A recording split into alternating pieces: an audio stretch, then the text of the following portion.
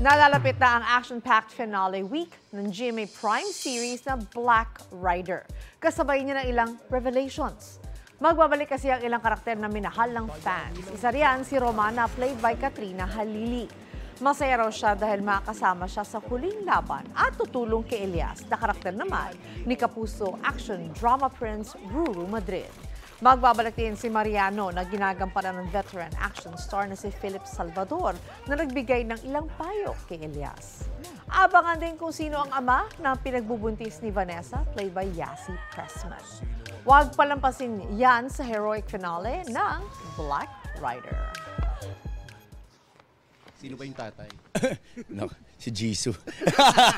Actually, di ko rin alam.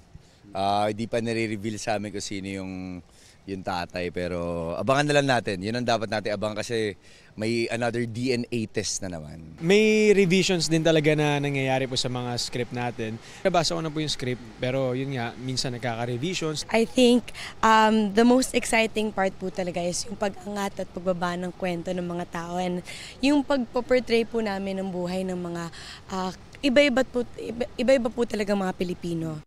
Mga kapuso, para una ka sa mga balita, mag-subscribe sa GMA Integrated News sa YouTube. Sa mga kapuso abroad, subaybayan niyo po kami sa GMA Pinoy TV at sa www.gmanews.tv.